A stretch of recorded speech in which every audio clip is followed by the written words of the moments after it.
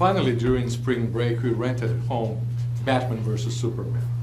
The boys were excited. We watched the movie, and just the popcorn was still smelling. And the boys, we just finished the movie, and they became superheroes, right? I have Pedro is 10, David is 5, and Pedro chose to be Superman. And David wanted to be just like his brother, so he became Superman as well. And I had to be Batman, right? And for some reason, my kryptonite shots never hit them. So I got punched all the time. And I bet I would not be here today for two reasons. For if it was not my heavy armor, and second, if my wife was not wise enough to have put their PJs and said it was washed with Tide kryptonite. So we were able to brush their teeth with Crest kryptonite and took them to bed, right? And as I left the room, I was just wondering, how wonderful would it be if we had this magical, all-purpose kryptonite gun? If we had those unbeliever brother, my blood brother is atheist, you aim that gun and both, his heart is tenderized, open to the gospel. Those elders that are fighting at our church, boom, oh, they become like good Christian friends and no more church splits. If you had that in our ministries, that we can just have this power to defeat supernatural enemies, wouldn't it be wonderful? And today that's what this passage will tell us about, how to defeat supernatural enemies, super powerful enemies. Our text will be Mark chapter 9. We can open our Bibles. We go to verses 14 to 29. And this passage is the left behind disciples, right? We have 3 disciples that went up to the Mount of Transfiguration. 9 were left behind. And they failed. And we'll see how they were arguing with this crowd and what were their problems and why they failed. We'll see this problem as the solution and an application for ourselves. So let's start with the problem. First, we'll see a perceived problem, how the crowd identified the problem. Verses 14 to 18 reads, "When they came back to the disciples, they saw a large crowd around them, and some scribes arguing with them. Immediately, when the entire crowd saw him, they were amazed and began running up to greet him, Jesus. And he asked them, 'What are you discussing with them?' And one of the crowd answered him, 'Teacher, I brought you my son, possessed with a spirit which makes him mute. And whenever it seizes him, it slams him to the ground, and he foams at mouth, and grinds his teeth and stiffens out. I told your disciples to cast it out, and they could not do it.'" So for this man and for the crowd, what is the problem? The disciples are not strong enough. Because here in our translation is they could not do it. In Greek, it's much more, they were not strong enough to do it. This father saw it as a contest. One side we have the demon, the other side we have the disciples, and demon wins. That's what's going on. The disciples are not strong enough. So defeat in ministry occurs because we lack power. And this text, it's interesting because the disciples in chapter 6, they were casting out many demons. And here they come to this cumulative exam. You know those, right? Is that everything they saw Jesus doing, just one question here and there. So this boy is mute, like the mute that Jesus exorcised in chapter 7. He foams in the mouth, the demon slams the boy, just like the Gerasene. And he's stiff, just like Jairus' daughter that was dead. So in this exam, the disciples fail. It's a tough exam, difficult exam. But that's what the crowd perceived. So let's see if that's really the problem. Let's see what Jesus says about this problem. Verses 19 to 23. And Jesus answered them and said, O unbelieving generation, how long shall I be with you? How long shall I put up with you? Bring him to me. They brought the boy to him. When he saw him, immediately the spirit threw him into a convulsion, and falling to the ground, he began rolling around and foaming at the mouth. He asked his father, How long has this been happening to him? And he said, From childhood.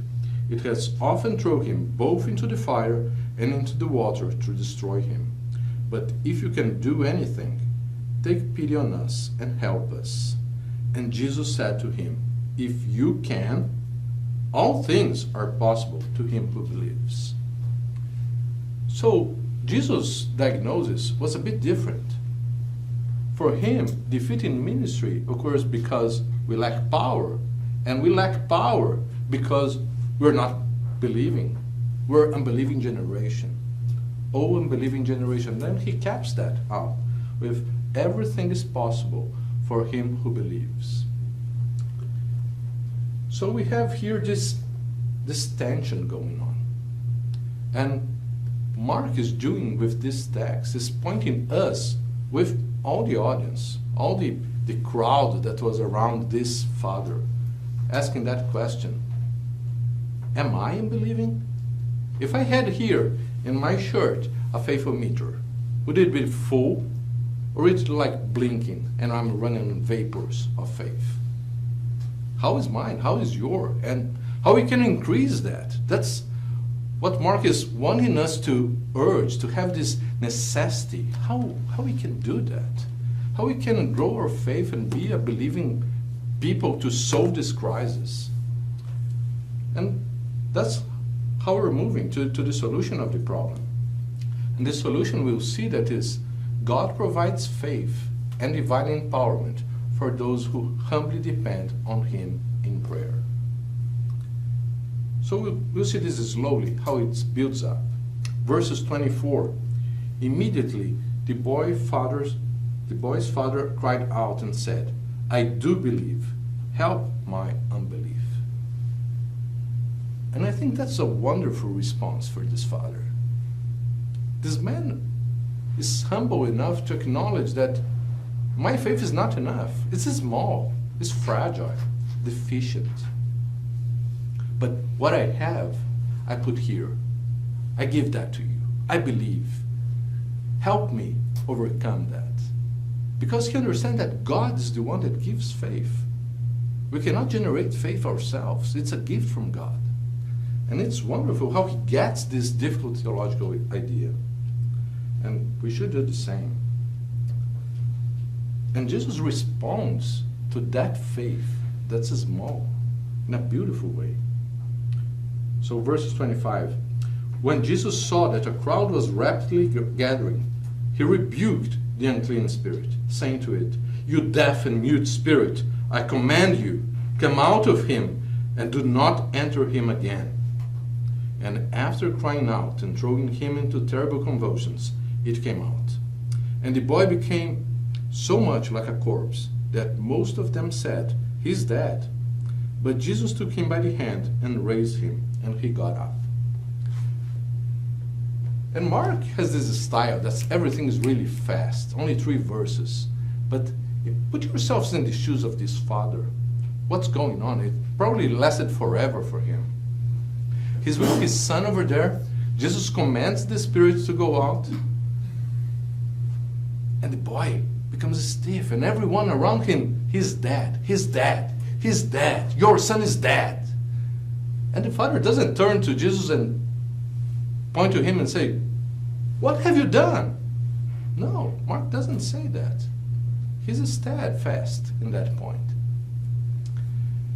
And I imagine how his heart would be. Is my faith not enough? What's going on? Why things went worse instead of better? Why is he like that and not healthy as I expected him to be? And then Mark puts 2 wonderful words in the text. But Jesus. The things are chaotic, but Jesus. The boy was like that, but Jesus. I don't know what's going on in your lives. What's the big problem? The thing that you see as impossible to conquer. But Jesus. But Jesus. That's wonderful. Jesus is the one that does miracles. He solves every problem. He's powerful to do that. And as the Father said, He has mercy. If you have mercy, do this. So Jesus shows that to us. And then we have a scene 2 in this passage. Verses 28. When He came into the house, His disciples began questioning Him privately. Why could you not drive it out? And He said to them, this kind cannot come out by anything but prayer. So now we're not anymore with everyone. That's a discussion between the disciples that had this failure and Jesus. And the disciples had been successful. They were A students in casting out demons. They had straight A's. They cast out a lot of demons. Why not this one? What happened? And you'd like to know there is a textual criticism variant here. So some passages have this answer. This kind cannot come out by anything but prayer. And most manuscripts actually have and fasting, like Matthew has. So there are two ways to interpret this text, this last passage. One is to say that the disciples had been so used to their success that they relied only on themselves. They started praying. It became normal to cast out demons. It was not a special event that, oh, I'm doing this for the Lord. And we know how that feels. We come to teach and preach, and the first time is exciting, and we are fired up. But then, day in, day out, I'm good at this. I don't have to prepare as much. And we face the same risk. The other option is that this is a special type of demon. That's a special problem. That what was usual, this prayer that accompanied them. I think the disciples saw Jesus praying so many times, they got used to pray more. And I doubt I pray more than any of them. I don't know you. But then, this would be a special type. They had to prepare by not only praying, but fasting. And fasting takes time. So it would be an extended period of prayer and fasting. So, either way we take this, you have to depend on God to do this. To be successful in ministry, you have to rely on God. Be humble that you cannot do that by your strength, your technique, but rather depend on God in prayer. And with this, I come back to our metaphor of Batman versus Superman. Is prayer really our all-purpose kryptonite? Or is there something else? Are we having a problem understanding that? Prayer is key to this text, but it's a manifestation of something that's inside the heart. That's dependence on God, being humble. So our application today is be humble, depend on God. And how do we do that? First, we imitated the Father. We're humble as we approach God and say, I don't have faith enough to trust that you do this in our lives. And I have a lot of things like that. And my encouragement to you is to list 3 things that you are thinking that I can solve this in my strength. Or something that you say, oh, this is past hope. That person, I've been praying for him for centuries, and he's not come to Christ. I'll stop praying. So be humble and accept your dependence on God to give you faith and to solve these 3 impossible situations you have. Perhaps Batman versus Superman is not our greatest metaphor. Perhaps it should be like other superhero from the 60s, Birdman. Birdman had to fly up to the sun, get his strength, and if he got out of the sun, he became weak. And we are like that. If we stop relying on the power of the Son of God, we're weak. So this week, be humble and depend on God. Thank you.